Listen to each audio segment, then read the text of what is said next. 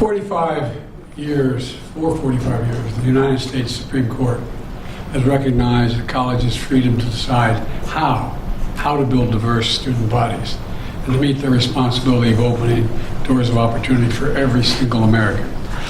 In case after case, including recently, just as a few years ago in 2016, the court has affirmed and reaffirmed this view that colleges could use race not as a determinant factor for admission, but as one of the factors among many in deciding who to admit from a already qualified pool of applicants.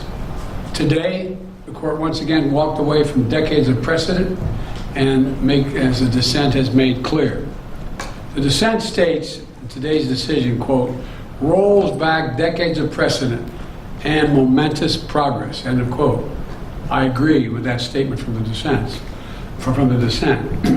The court has effectively ended affirmative action in college admissions, and I strongly disagree with the court's decision. Because affirmative action is so misunderstood, I want to be clear, make sure everybody's clear about what the law has been and what it has not been until today. Many people wrongly believe that affirmative action allows unqualified students to be admitted ahead of qualified students. This is not how college admissions work. Rather, colleges set out standards for admission, and every student has to meet those standards. Then and only then, after first meeting the qualifications required by the school, do colleges look at other factors in addition to their grades, such as race. The way it works in practice is this. Colleges first establish a qualified pool of candidates based on meeting a certain grade, test scores, and other criteria. Then and only then, it is from this pool of applicants, all of whom have already met the school standards, that the class is chosen after weighing a wide range of factors, among them being race. You know, I've always believed that one of the greatest strengths of America, and you're tired of hearing me say it, is our diversity. But I believe that. If you have any doubt about this, just look at the United States military. The finest fighting force in the history of the world. It's been a model of diversity. And it has not only made our nation better, stronger, but safer. I believe the same is true for our schools. I've always believed that the promise of America is big enough for everyone to succeed, and that every generation of Americans, we have benefited by opening the doors of opportunity just a little bit wider to include those who have been left behind. I believe our colleges are stronger when they are racially diverse. Our nation is stronger because we are tapping into the full range of talent in this nation. I also believe that while talent, creativity, and hard work are everywhere across this country, not equal opportunity. It is not everywhere across this country. We cannot let this decision be the last word. I want to emphasize, we cannot let this decision be the last word. While the court can render a decision, it cannot change what America stands for. America is an idea unique in the world, an idea of hope and opportunity, of possibilities, of giving everyone a fair shot, of leaving no one behind. We've never fully lived up to it, but we've never walked away from it either. We will not walk away from it now. We should never allow the country to walk away from the dream upon which it was founded. That opportunity is for everyone, not just a few. We need a new path forward, a path consistent with a law that protects diversity and expands opportunity. So today I want to offer some guidance to our nation's colleges as they review their admission systems after today's decision. Guidance that is consistent with today's decision. They should not abandon, let me say this again, they should not abandon their commitment to ensure student bodies of diverse backgrounds and experience that reflect all of America. What I propose for consideration is a new standard, where colleges take into account the adversity a student has overcome when selecting among qualified applicants. Let's be clear, under this new standard, just as was true under the earlier standard, students first have to be qualified applicants. They need the GPA and test scores to meet the school's standards. Once that test is met, then adversity should be considered, including students' lack of financial means, because we know too few students of low-income families, whether in big cities or rural communities, are getting an opportunity to go to college.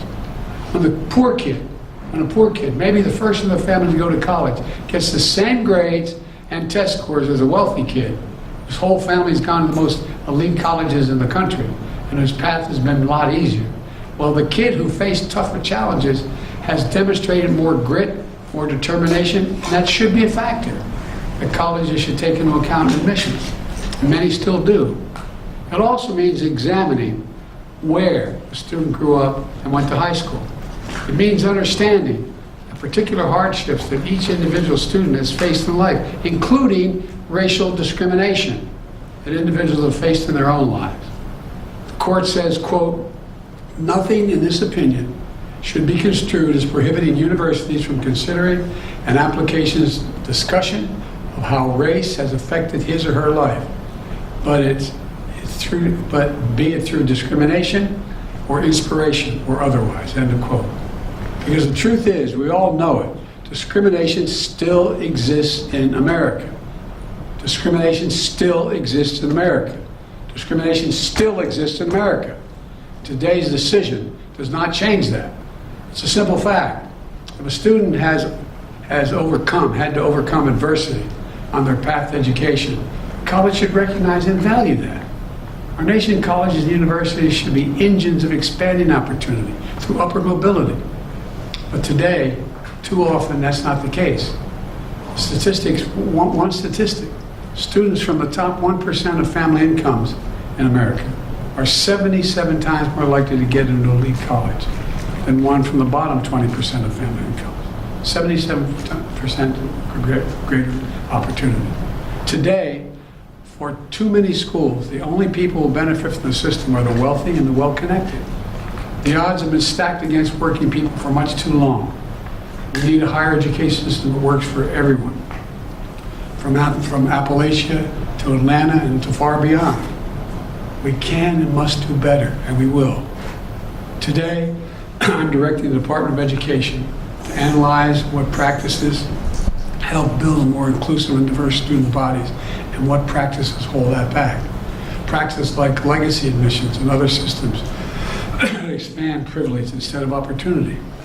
Colleges and universities should continue their commitment to support, retain, and graduate diverse students and classes. You know, and companies who are already realizing the value of diversity should not use this decision as an excuse to turn away from diversity either. We can't go backwards. You know, I know today's court decision is a severe disappointment to so many people, including me. But we cannot let the decision be a permanent setback for the country. We need to keep an open door of opportunities. We need to remember that diversity is our strength. We have to find a way forward. We need to remember that the promise of America is big enough for everyone to succeed. You know, that's the work of my administration. And I'm always going to fight for that. And I want to thank you all. And I know you've been told I have a helicopter out there waiting to go up to do an interview in New York. I'll be talking more about this, a live interview. But thank you very much, and we're going to have plenty of time to talk about this. But we're not going to let this break us. Thank you. The Congressional Black Caucus said the Supreme Court has thrown into question its own legitimacy. Is this a rogue court? This is not a normal court.